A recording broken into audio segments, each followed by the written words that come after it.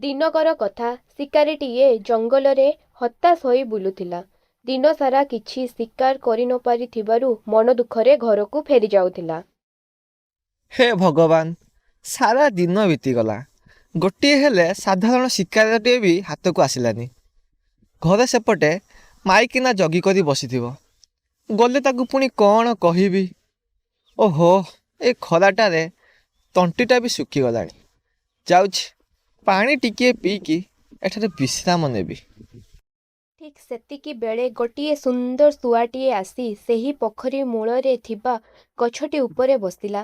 ସେହି ଶୁଆ ଓ ପୋଖରୀରେ ରହୁଥିବା ଏକ ବୁଢ଼ା କଇଁଛ ବହୁ ଦିନର ସାଙ୍ଗ। ସମୟେ ସମୟେ ଦୁହେଁ ସେଠାରେ ବସି ଦୁଃଖ ସୁଖ ହୁଅନ୍ତି। ସେମାନଙ୍କ ଦୁଃଖ ସୁଖ ହେବା ସମୟରେ ଶିକାରୀର ନଜର ସେଇ ଶୁଆ ଉପରେ ପଡ଼ିଲା। ଆରେ ବା, କେତେ ସୁନ୍ଦର ଶୁଆଟିଏ! ଯାହା ବି ହେଇଯାଉ ନା କାହିଁକି, ଆଜି ଏ ଶୁଆକୁ ନେଇ ମୋ ମାଇକିନାକୁ ଉପହାର ଦେବି। ସେ ଏହାକୁ ଦେଖି ନିହାତି ଖୁସି ହେଇଯିବ।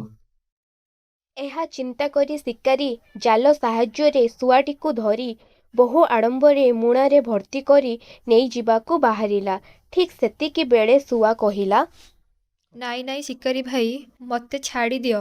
ମୋତେ ମୋର କଇଁଛ ବନ୍ଧୁଠାରୁ ଅଲଗା କରି କୁଆଡ଼େ ନେଇଯାଉ ନାହିଁ। କ'ଣ ପାଇଁ ଯିବୁ ନାହିଁ? ନିଶ୍ଚୟ ତୁ ଆଜି ମୋ ସହିତ ଯିବୁ।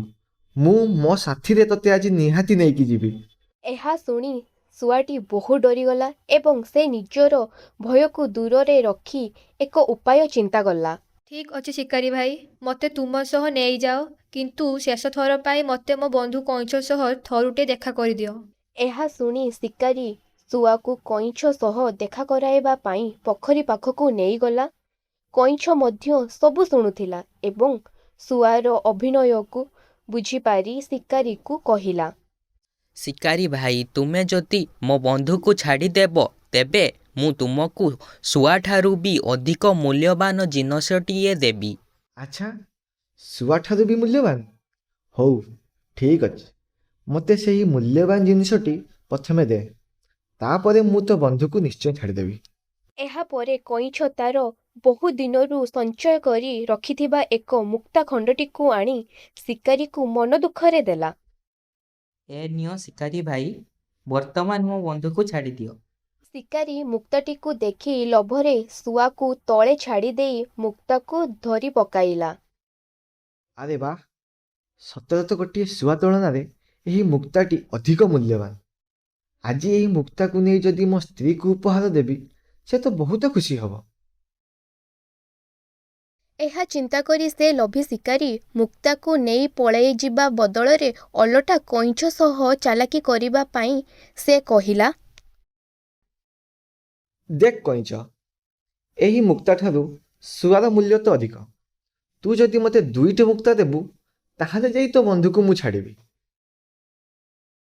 ଲୋଭୀ ଶିକାରୀ ଏହା କହିବା ପୂର୍ବରୁ ଶୁଆଟି ସେଠାରୁ ପଳାଇ ଯାଇଥିଲା। କିନ୍ତୁ ଶିକାରୀ ନ ଜାଣି ଏପରି ଲୋଭ କରିଥିବାରୁ କଇଁଛ ଜାଣିପାରି କଇଁଛ କହିଲା, ଠିକ୍ ଅଛି ଶିକାରୀ ଭାଇ, ମୋତେ ସେଇ ଗୋଟିଏ ମୁକ୍ତାଟି ଦିଅ। ମୁଁ ତାକୁ 2ଟି ମୁକ୍ତା କରି ଆଣି ଦେଉଛି। ଏହା ଶୁଣି ଲୋଭୀ ଶିକାରୀ ଅତି ଲୋଭରେ ପଡ଼ି ସେଇ ମୁକ୍ତାକୁ କଇଁଛକୁ ଦେଇଦେଲା। ପ୍ରଥମରୁ ତ ଶୁଆଟି ଉଡ଼ି ପଳାଇ ଯାଇଥିଲା, ବର୍ତ୍ତମାନ କଇଁଛ ଆଉ କ'ଣ ଫେରିବ? ସେ ମଧ୍ୟ ସେହି ମୁକ୍ତାକୁ ନେଇ ଅତଳ ପାଣିକୁ ପଳାଇଲା।